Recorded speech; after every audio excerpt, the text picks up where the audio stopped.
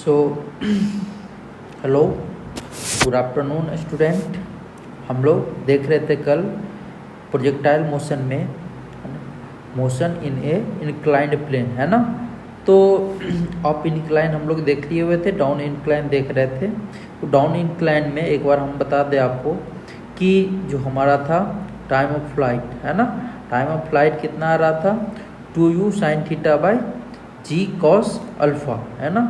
और उसके बाद फिर मैक्सिमम हाइट जो हमारा आ रहा था वो क्या आ रहा था u square sine square theta by 2g cos alpha, है ना।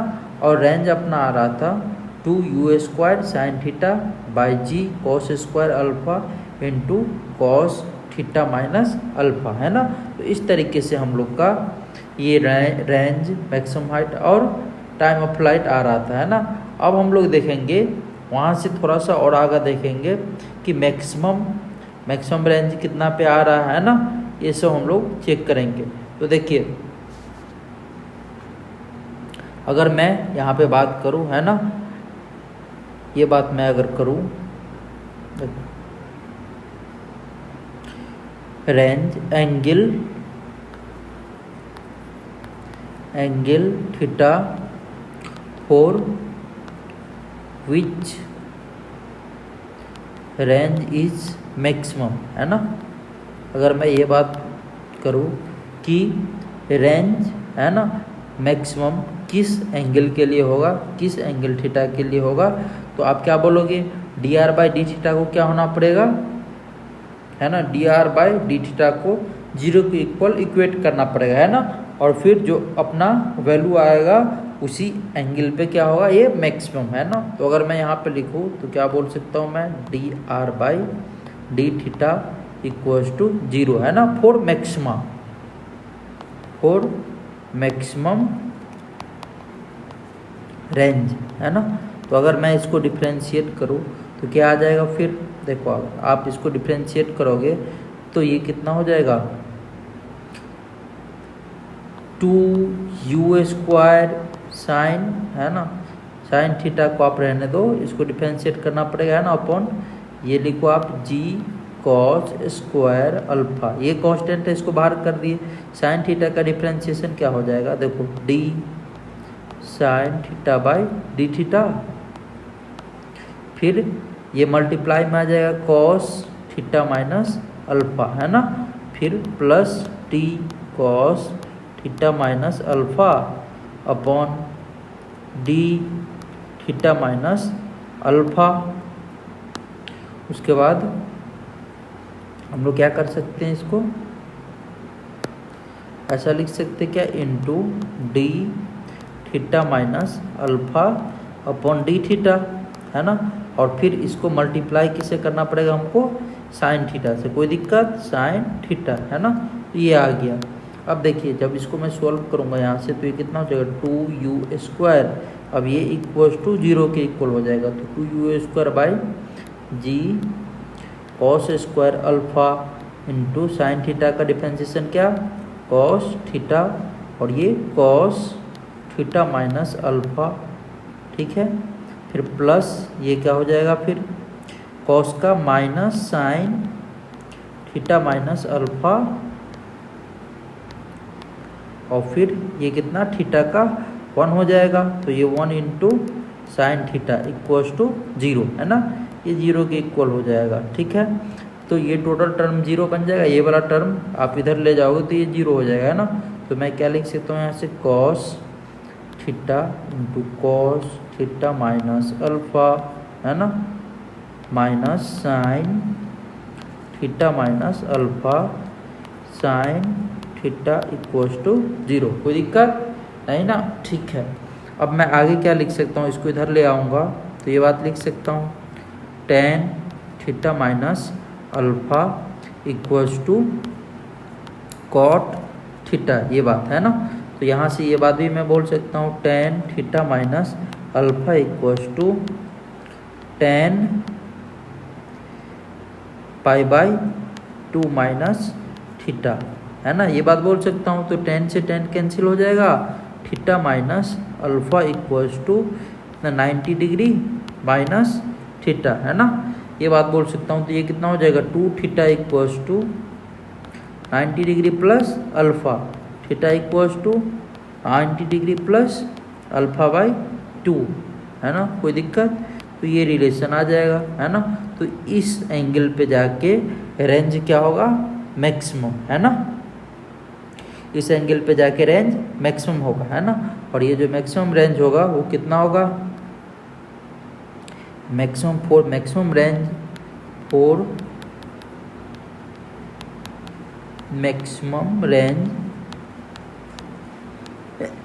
रेंज की जो वैल्यू आएगी वो कितना आएगी, आर मैक्स इक्वल्स टू, आप इसको क्या करो, पुट करो तो कितना आ जाएगा, u square by g into 1 minus sine alpha, कोई दिक्कत है ना। तो ये आ जाएगा मैक्सिमम रेंज।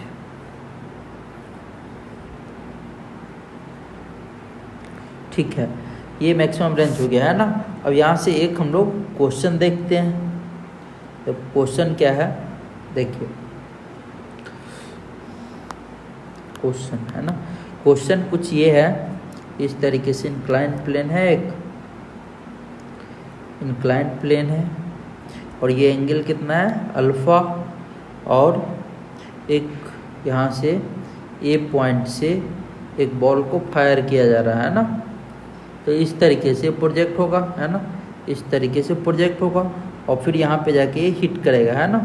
तो ये जो फायर किया जा रहा है वो एंगल कितना, थीटा से, और इसका स्पीड क्या है, u, कोई दिक्कत नहीं ना। ठीक है, तो बोल रहा फाइंड, क्वेश्चन क्या है, फाइंड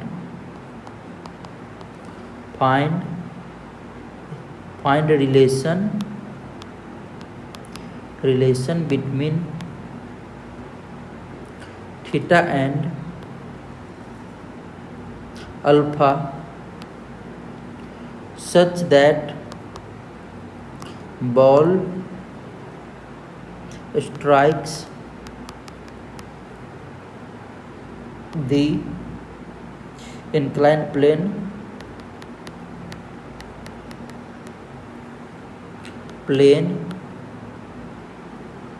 normally, है ना।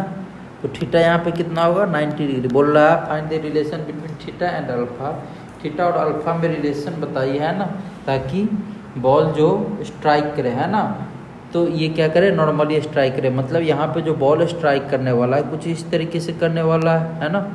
यहाँ पे जो बॉल स्ट्राइक करने वाला है वो किस तरीके से, इस तरीके से, है ना, इसके परपेंडिकुलर, कोई दिक्कत नहीं ना। ये वी नेट इस तरीके से कुछ स्ट्राइक करने वाला है इसके परपेंडिकुलर, है ना। तो अगर मैं ये देखो, अगर मैं इसके परपेंडिकुलर लेता हूँ तो ये, है ना, ये कितना हो जाएगा, u साइन थीटा, है ना, u साइन थीटा, और इधर की ओर क्या हो जाएगा, u cos थीटा, है ना। तो यहाँ पे भी ये जो स्ट्राइक करेगा ये क्या करेगा, स्ट्राइक, है ना, इसके परपेंडिकुलर, मतलब वेलोसिटी क्या होगा, परपेंडिकुलर। ठीक है, तो मुझे थीटा और अल्फा में रिलेशन बताना है, कैसे कैलकुलेट करूं, है ना। तो मैं ये बात बोल सकता हूं क्या, when ball strike the inclined plane, है ना, तो एक्स डायरेक्शन में वेलोसिटी क्या होगा, 0। ये बात मैं बोल सकता हूं, है ना। सॉल्यूशन देखो आप, मैं ये बात बोल सकता हूं, when ball is strike on inclined plane perpendicular, है ना, then velocity in x direction equals to 0, कोई दिक्कत। तो velocity in y direction कितना हो जाएगा, velocity in y direction कितना होगा, velocity in y direction equals to minus का u, है ना, माइनस का u साइन कितना, velocity in x direction is 0, है ना। तो वेलोसिटी इन वाई डायरेक्शन कितना होगा, वेलोसिटी इन वाई डायरेक्शन अगर मैं लिखूंगा तो ये कितना हो जाएगा, माइनस का u साइन अल्फा, है ना। तो नाउ अगर मैं ये बात लिखूं, अच्छा यहाँ पे एक्सेलरेशन ड्यू टू ग्रेविटी कितना आएगा ये बताओ मुझे आप। अगर मैं एक्सेलरेशन ड्यू टू ग्रेविटी एक बात करूँ तो जी एक्ट करेगा डाउनवर्ड, है ना। तो एक तो इधर है ना परपेंडिकुलर डायरेक्शन में, एक पैरेलल डायरेक्शन में इंक्लाइंड प्लेन के, और ये एंगल अल्फा, तो ये कितना जी कॉस अल्फा, इधर जी साइन अल्फा, है ना। तो अगर मैं ये बात लिखता हूँ वेलोसिटी इन, है ना, वेलोसिटी इन एक्स डायरेक्शन, तो u x plus a x into t, ये बात मुझे बोलना पड़ेगा। यू एक्स कितना है, u x u cos theta minus g sine alpha into time कितना लगा, टाइम लगा ये 2u sine theta by g cos alpha. कोई दिक्कत, ये टाइम ऑफ फ्लाइट है ना। तो मैं जब इसको सॉल्व करूँगा वेलोसिटी इन एक्स डायरेक्शन, ये कितना आ जाएगा u कॉस थीटा माइनस ये जी से जी कैंसिल, ये कितना आ जाएगा tan अल्फा, है ना, और 2u साइन थीटा, ये आ जाएगा, है ना। तो वेलोसिटी इन एक्स डायरेक्शन कितना है 0, तो वेलोसिटी इन, है ना, वेलोसिटी इन एक्स डायरेक्शन अगर मैं इसको 0 करूँ वी एक्स इक्वल्स टू 0, तो यहाँ पे कितना हो जाएगा u cos theta equals to tan alpha 2u sine theta, u से u क्या होगा कैंसिल आउट, तो ये कितना हो जाएगा कॉट थीटा, है ना, cot theta equals to 2 tan alpha, है ना, ये रिलेशन आ जाएगा। तो थीटा और अल्फा में जो रिलेशन आएगा कुछ ये रिलेशन आ जाएगा। कोई दिक्कत इसमें तो बताओ मुझे आप, नहीं ना, है ना। अगर मैं वहाँ पे जैसे कि यहाँ पे मैं लिखा हूँ, ये देखो यहाँ पे अगर मैं लिखा हूँ वी वाई, है ना, तो वी वाई इक्वल टू कितना हो जाएगा, यहाँ पे आप देख ही रहे हो यू साइन थीटा, है ना। तो v y equal to u y plus a into, है ना, ए वाई इंटू टी, ये बात मैं बोल सकता था। तो एक्स डायरेक्शन में मुझे पता चल गया था, यहाँ पे वेलोसिटी 0 है, एक्स डायरेक्शन में वेलोसिटी लिख के और फिर यहाँ पे इक्वेट कर दिया, आ गया ये रिलेशन। कोई दिक्कत,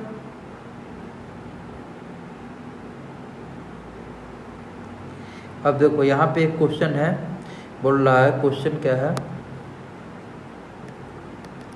find relation between theta and alpha such that projectile strike the inclined plane horizontally,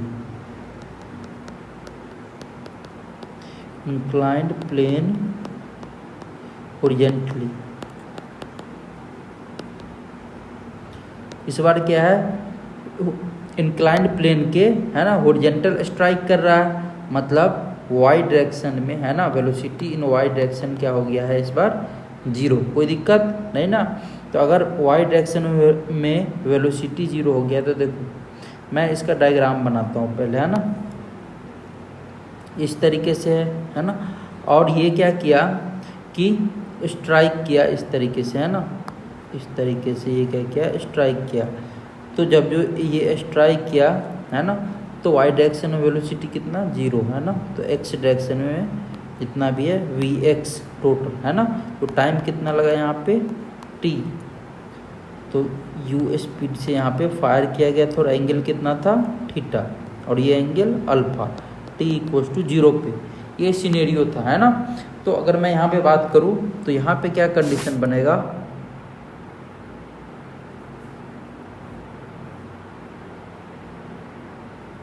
अगर मैं ये बात करूँ, ये देखो अगर मैं इसको इंक्लाइंड प्लेन को ग्राउंड मानता हूँ, है ना, ये हमारा जो है ये क्या है ग्राउंड है, तो यहाँ पे एक कंडीशन होता है ना, कि अगर ग्राउंड टू ग्राउंड प्रोजेक्टाइल होता है ना, ग्राउंड टू ग्राउंड, है ना, प्रोजेक्ट करते हैं, है ना, और प्योरली हॉरिजॉन्टल वेलोसिटी होता है, उस कंडीशन में मैक्सिमम हाइट, है ना, मैक्सिमम हाइट जो होता है वो क्या होता है रेंज बाई 2 पे, है ना, r बाई 2 पे क्या होता है मैक्सिमम हाइट। कोई दिक्कत है ना,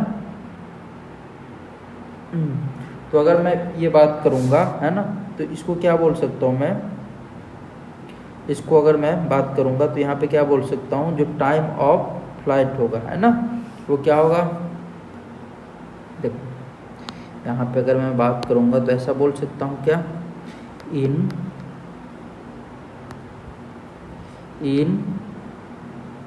ग्राउंड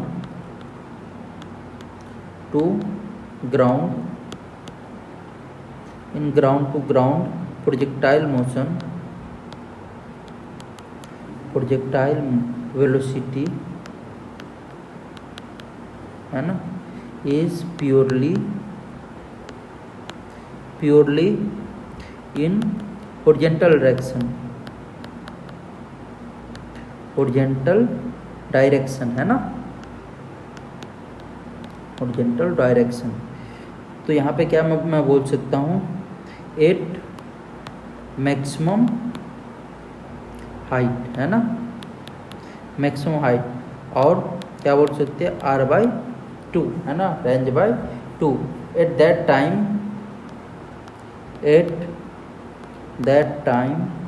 है ना, टी ऑफ, है ना, टाइम ऑफ इंक्लाइंड प्लेन, है ना, inclined plane is equal to 1/2 of time of ground to ground projection, है ना, ये बात मैं बोल सकता हूँ। तो अगर मैं ये बात बोल रहा हूँ, है ना, ये बात अगर मैं बोल रहा हूँ, तो यहाँ पे देखिए इंक्लाइंड प्लेन के लिए, है ना, टाइम ऑफ प्रोजेक्शन कितना होता है हमारा, इंक्लाइंड प्लेन के लिए time of projection 2u sin θ/g cos alpha, g cos alpha ये होता है ना। और ground to ground projectile motion के लिए, है ना, अगर हम लोग लिखते हैं टाइम ऑफ फ्लाइट तो कितना लिखते हैं, 1/2 into 2u sin θ plus α/g, कोई दिक्कत जी, है ना। तो जब इसको हम लोग कैंसिल करते 2u से 2u कैंसिल हो जाएगा और g से g कैंसिल हो जाएगा, तो ये कितना रह जाएगा 2 sin θ equals to cos alpha sin θ plus alpha, है ना, ये बात आ जाएगा, कोई दिक्कत। तो ये आ जाएगा रिलेशन, है ना। तो यहाँ पे इम्पोर्टेंट क्या बात है, यहाँ पे ये बात आपको याद रखना है, जब भी, है ना, जब भी हॉरिजॉन्टल, है ना, हॉरिजॉन्टल प्लेन के अलोंग वेलोसिटी हो जाए, है ना, तो उस कंडीशन में, है ना, उस कंडीशन में जो हमारा टाइम ऑफ इंक्लाइंड प्लेन का, है ना, प्रोजेक्टाइल मोशन का जो हमारा टाइम ऑफ फ्लाइट होगा वो किसके इक्वल होगा, 1/2 of time of flight of ground to ground projectile motion के, है ना। ठीक है, अब हम लोग एक दूसरा क्वेश्चन का बात कर लेते हैं यहाँ पे, है ना। एक क्वेश्चन है यहाँ पे, उसको बात करते हुए फिर आगे हम लोग मूव कर जाएंगे, है ना, रिलेटिव मोशन के। क्वेश्चन क्या है, ऐसा करते हैं कि आज हम लोग क्या करते हैं, अभी रिलेटिव मोशन को देख लेते हैं, कल एक और प्रॉब्लम देख लेंगे, है ना। तो स्टार्ट करते हैं हम लोग आज रिलेटिव मोशन, है ना, फ्रेश अपना टॉपिक स्टार्ट करते हैं, रिलेटिव मोशन। रिलेटिव मोशन जैसा कि हम लोग स्टार्टिंग में भी बात किए हुए थे, जब हम लोग कैनामेटिक्स से स्टार्ट किए हुए थे, है ना, तो वहाँ पे क्या बोले हुए थे कि कोई भी ऑब्जेक्ट, है ना, या ऑब्जर्वर, है ना, वो एक दूसरे के क्या है, डिपेंडेंट है, एक दूसरे के रिस्पेक्ट में हम लोग वहाँ पे देखते हैं, है ना। तो यहाँ पे भी क्या है कि रिलेटिव मोशन का भी कुछ ऐसा ही कॉन्सेप्ट है ना, एक दूसरे से, है ना, एक दूसरे के रिस्पेक्ट में हम लोग यहाँ पे बात करते हैं, है ना। तो अगर मैं बात करूँगा रिलेटिव मोशन का, तो जैसे देखिए इसको मैं क्या बोलूँगा, ये हमारा y एक्सिस, है ना, और ये क्या है x एक्सिस, है ना। तो इसमें बेसिकली मुझे क्या करना होता है, जैसे कि अभी तक हम लोग जो भी बात कर रहे थे वो क्या है कि कोई वहाँ पे फ्रेम नहीं दिया हुआ था ना, कोई ऑब्जर्वर का पोजीशन नहीं दिया हुआ था, हम लोग ग्राउंड से हर एक चीज़ को ऑब्जर्व करते थे, है ना, और फिर उसको देखते थे, है ना, और फिर उसके अकॉर्डिंग मतलब स्टडी करते थे, डिस्टेंस कितना होगा, डिस्प्लेसमेंट कितना होगा, है ना, उसके बाद एक्सेलरेशन कितना होगा, स्पीड क्या होगा, तो सब हम लोग ग्राउंड फ्रेम के अकॉर्डिंग, है ना, उसको स्टडी कर रहे थे। लेकिन अब रिलेटिव मोशन में क्या होगा, अलग अलग फ्रेम के अकॉर्डिंग भी हम लोग क्या करेंगे, स्टडी करेंगे डिस्प्लेसमेंट को, वेलोसिटी को, है ना। तो देखिए जैसे कि मैं मान लिया हूँ यहाँ पे ये क्या है मेरा वाई एक्सिस है ना, और ये एक्स एक्सिस है, और यहाँ से है ना ओरिजिन से एक पार्टिकल्स है ना, यहाँ पे ए पॉइंट पे है ना, ए पॉइंट पे यहाँ पे क्या है, तो यहाँ पे लोकेट किया गया है ना। तो इसका जो पोजीशन वेक्टर है ना, वो क्या है आर ए, कोई दिक्कत।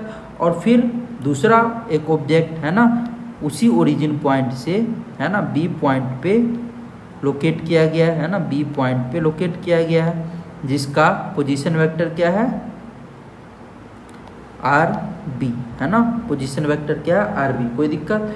तो बोल रहा है कि जैसे कि अगर मैं यहाँ पे बात करूँगा है ना कि ए से बी की ओर है ना पोजीशन वेक्टर क्या होगा, है ना, पोजीशन क्या होगा।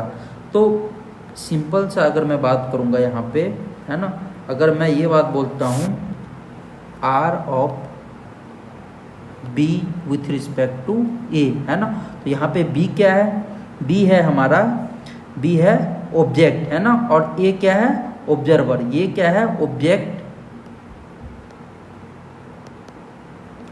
और ये क्या है ऑब्जर्वर, है ना। तो मैं यहाँ पे अगर मैं बात करूँगा तो क्या बात करूँगा, यहाँ पे अगर मैं जो लिखूँगा तो क्या लिखूँगा, देखो आप अगर यहाँ पे देखते हो तो कुछ इस तरीके से वेक्टर लॉ ऑफ एडिशन से अगर आप देखते हो है ना, तो देखो कैसा बन गया है ना, ये फर्स्ट वेक्टर के हेड से सेकेंड वेक्टर के टेल को मिला है, तो ये है ना ये जो वेक्टर बना वो कैसा रिजल्टेंट वेक्टर। तो आप चाहो तो यहाँ पे लिख भी सकते हो है ना R of B with respect to A, है ना। तो क्या लिखोगे आप वेक्टर लॉ ऑफ एडिशन से R of B plus R of A, है ना, vector equals to R of B vector, ये बात आप लिख सकते हो क्या, है ना। तो आप यहाँ से जब सॉल्व करते हो R of B with respect to A, है ना, R of B with respect to A equals to कितना हो जाएगा R of B vector minus R of A vector, कोई दिक्कत है ना। तो हम लोग क्या बोलेंगे यहाँ पे, इसको पढ़ते कैसे, देखिए इसको हम लोग क्या पढ़ते हैं position of B with respect to A, है ना, position of B with respect to A, है ना। तो B से A को देखा जा रहा है ना, B से A को देखा जा रहा है, B क्या है हमारा ऑब्जेक्ट, है ना, और B को A से देखा जा रहा है ना, B को A से देखा जा रहा है। तो देखिए B को A से देखा जा रहा है, यही बात मैं बोलूँगा, B क्या है हमारा ऑब्जेक्ट और A क्या है ऑब्जर्वर, तो B को A से देखा जा रहा है ना। तो ये जो देखेगा उसका डायरेक्शन कैसा होगा, इधर की ओर, है ना। तो आप चाहो तो इस तरीके से आप बता सकते हो, है ना, बी पॉइंट को ए से देखा जा रहा है ना, तो बी क्या है हमारा ऑब्जेक्ट और ए क्या है ऑब्जर्वर, है ना। तो इस तरीके से आप लिख सकते हो relative velocity of B with respect to A equal to relative velocity of B minus relative velocity of A, कोई दिक्कत इसमें नहीं ना, ठीक है। अब मैं अगर बात करूँगा relative velocity of A with respect to b, मतलब क्या हो गया, ए क्या बन गया ऑब्जेक्ट और बी क्या बन गया ऑब्जर्वर, है ना। यहाँ पे अगर मैं बात करूँगा तो क्या बात करूँगा, जो ए है क्या है, ये बन गया ऑब्जेक्ट और ये बन गया ऑब्जर्वर, कोई दिक्कत। तो जब आप इसके लिए बात करोगे है ना, तो ये डायग्राम क्या होगा, बिल्कुल चेंज हो जाएगा, है ना। और वो कितना होगा, आप बोल सकते हो minus of R of B with respect to A, है ना, ये बात आ जाएगा। तो आप यहाँ पे ये भी बोल सकते हो relative velocity of A minus relative velocity of b, है ना, ऐसे बोल सकते हो। कोई दिक्कत इसमें तो बताओ मुझे आप, नहीं ना, ठीक है, ऐसे आप बोल सकते हो।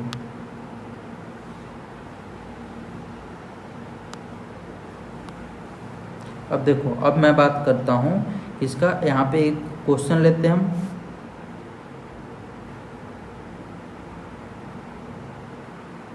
एक बार आप लिख लो रिलेटिव, है ना, रिलेटिव पोजीशन था ये जो अपना टॉपिक था, वो क्या था, रिलेटिव पोजीशन। यहाँ पे हेडिंग में लिख लो आप रिलेटिव पोजीशन ना, रिलेटिव पोजीशन, ठीक है। रिलेटिव पोजीशन, कोई दिक्कत इसमें नहीं ना, ठीक है। अब मैं बात करता हूँ किसका, रिलेटिव वेलोसिटी का, है ना, रिलेटिव वेलोसिटी का। देखो आप रिलेटिव वेलोसिटी क्या होगा, हेडिंग दो आप relative velocity.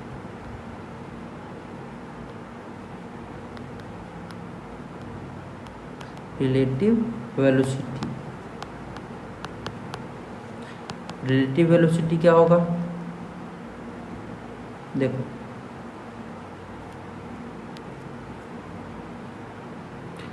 Rate of change of relative position, है ना, ये क्या होगा हमारा रिलेटिव वेलोसिटी, रेट ऑफ किस रेट से चेंज हो रहा है इसका पोजीशन, है ना। जैसे कि आप वेलोसिटी पढ़े हुए थे, है ना, rate of change of displacement, उसको हम लोग क्या बोलते थे, वेलोसिटी, है ना। उसी तरीके से हम लोग क्या बोलेंगे, rate of change of position, है ना, rate of change of position, है ना, रिलेटिव पोजीशन, इसको हम लोग क्या बोलेंगे, रिलेटिव वेलोसिटी, है ना। तो चाहो तो आप ऐसे भी लिख सकते हो, v relative equals to d by t t, है ना, इनटू रिलेटिव वेलोसिटी, है ना, पोजीशन बोल रहा हूँ ना, तो आर ऑफ रिलेटिव, कोई दिक्कत, तो इस तरीके से भी आप इसको बोल सकते हो, है ना, rate of change of position with respect to time, है ना। ये जो होगा हमारा वो रिलेटिव वेलोसिटी को डिफाइन करेगा। तो आप चाहो तो यहाँ पे ये बात बोल सकते हो, velocity of A with respect to b, क्या बोलोगे आप, वेलोसिटी ऑफ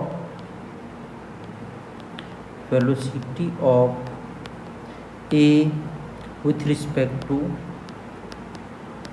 बी, क्या हो जाएगा हमारा, डी बाई डी टी, है ना, of r vector a b equals to d by d t, है ना, d by d t into r a vector minus r b vector, कोई दिक्कत नहीं ना। तो यहाँ से अगर हम लिखेंगे इसको तो क्या आ जाएगा, फिर ये आ जाएगा velocity of A with respect to B equals to v a vector minus v b vector, है ना। तो वेलोसिटी ऑफ बी वेक्टर क्या आ गया यहाँ से, velocity of A with respect to B equals to velocity of A minus velocity of b, कोई दिक्कत। और चाहो तो आप ऐसे भी लिख सकते हो, क्या, velocity of B with respect to A equals to velocity of B minus velocity of A, कोई दिक्कत है ना। चाहो तो आप ऐसे भी लिख सकते हो, ठीक है। अच्छा, अगर मैं ये बात अगर बोलता हूँ यहाँ पे, है ना, velocity of a b equals to, यहाँ से फिर आप ऐसे बोल सकते हो यह बात कि velocity of A with respect to B equals to minus of velocity of B with respect to A, कोई दिक्कत, आप ये भी बात बोल सकते हो यहाँ पे, है ना। तो अगर कोई आपसे ये बात पूछते हैं कि velocity of A with respect to A क्या होगा, क्या बोलोगे, velocity of A minus velocity of A, ये कितना हो जाएगा 0, है ना।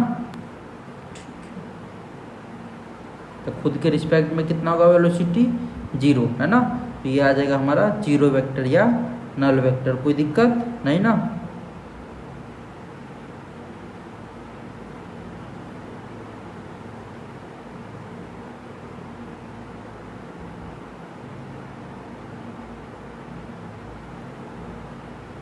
इसमें कोई भी दिक्कत तो मुझे बताओ, नहीं ना, ठीक है।